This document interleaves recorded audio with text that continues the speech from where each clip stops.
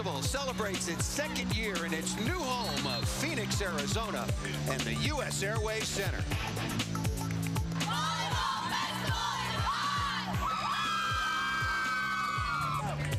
Nearly 6,000 young women from 17 states and a couple of foreign countries have traveled over 7,300 miles to compete for the title.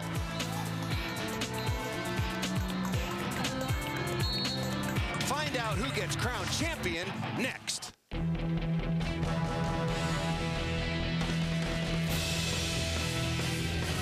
From the blazing Valley of the Sun, particularly in July, we welcome you to a very special event in the world of volleyball, the 27th annual Volleyball Festival.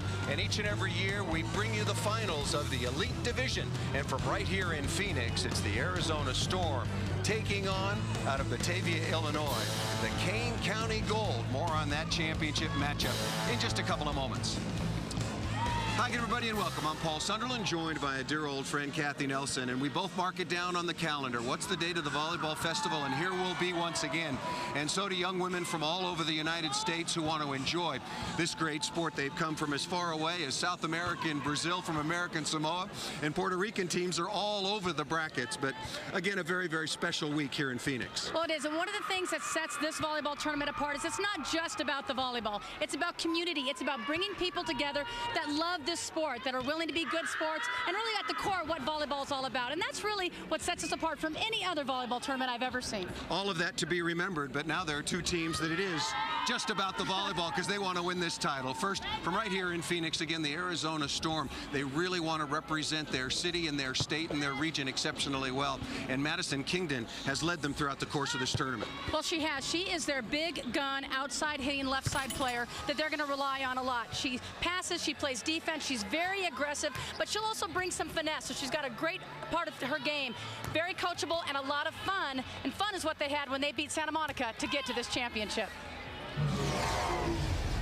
Well, after we lost one of the games, I was a little nervous, but I knew that our team could pull it out in the third game because we're just a really strong team and we have a lot of energy, and when we have to take care of business, we know what to do.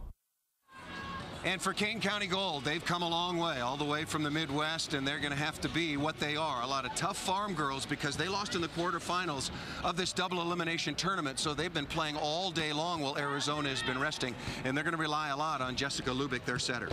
Jessica Lubick is only 5'9", but don't let that fool you. She is the best athlete on this team, and she can compete at the net. A terrific blocker, but also this team's unquestioned leader and a terrific communicator.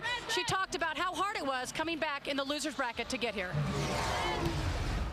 Yesterday was long, but I think our team has had tough practices all season, so we were kind of ready for it, and we had pretty good endurance the whole time, and we played strong the whole time, and we made sure on our off time that we rested pretty good for the next few games.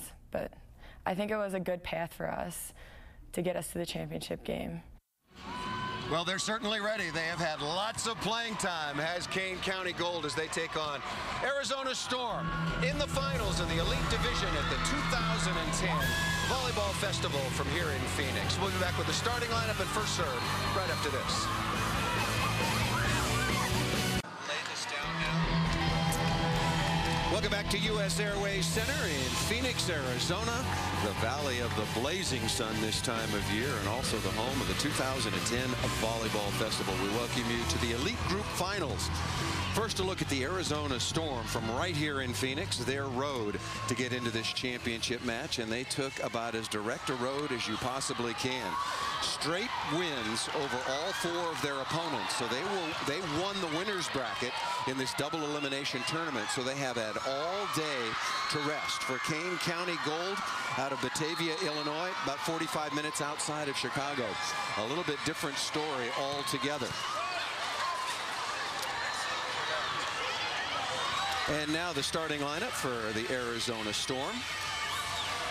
Rutherford Wesley, Caitlin Osmus, Jennifer Teslovich will be the libero in the off-colored jersey. Kingdon we've talked about. Alyssa Dwyer and Julia Bonadillo will be in the starting lineup for Terry Spine, the former Terry Cox that was a record-setting performer at nearby Arizona State University. This is just the 5th year of this outstanding club, and there is the head coach for Kane County, Kole Polanikowski, and there is their starting lineup: Fletcher, Norris, Paschke, Lubick we talked about, Wachinski, Bemis,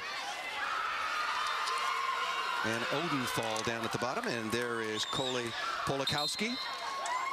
Her mother and father started the club, Casey and Phyllis, and now she has got this team in the championship final. Paul Sunderland back with Kathy Nelson. The 27th Volleyball Festival. We've been coming to these for a while. It's had a few different homes. We started covering this Elite Division Championship when it was in Sacramento and Davis, and then moved on to Reno, and now it's a new home. And there is our head referee, Hal Henenfent. He is from British Columbia and will be controlling the match here.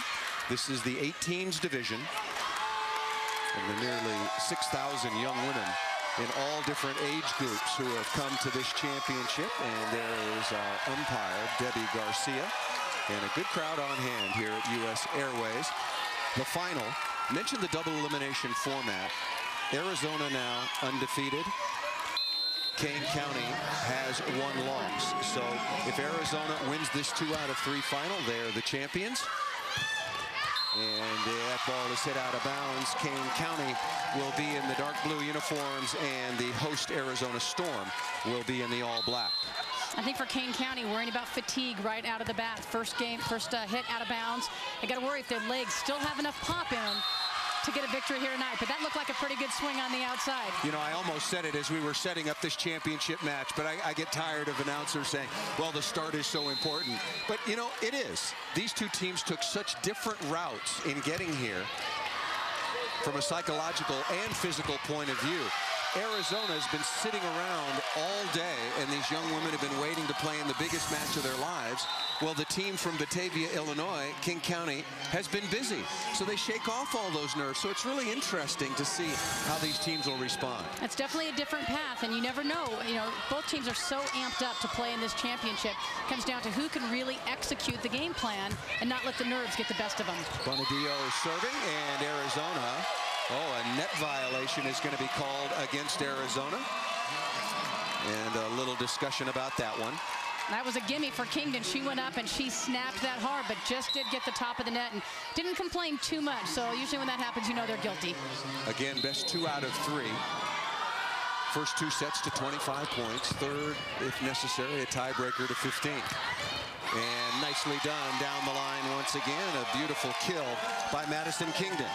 Very, 6-foot outside hitter. Sorry, Paul, didn't mean to step on you. Very, very smooth, though. See how easy that swing was? Looked like she was going to hit cross court, turned it line. What a smooth, graceful athlete. Alyssa Dwyer now. Arizona, pretty good sized team. 6'1". That is a tough jump, little floaty. Right side off the block, and registering the kill is Kane County once again.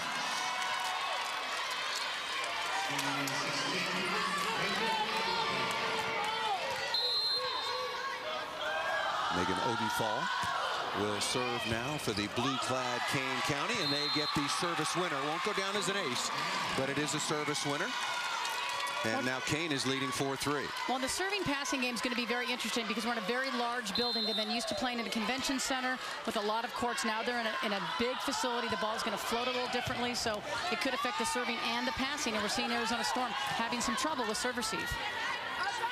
That's a setting error and taking advantage on the outside. Katie Rutherford, 6'2", tapping that ball to the floor for Arizona. You make a great point about the building.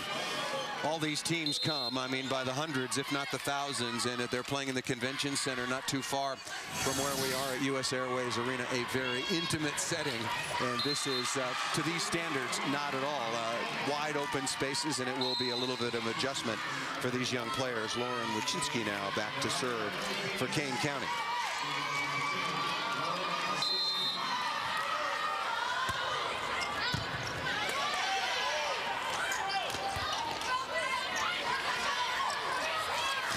Transition opportunity, and the roll shot gets to the floor that time, put down nicely by Emily Bemis.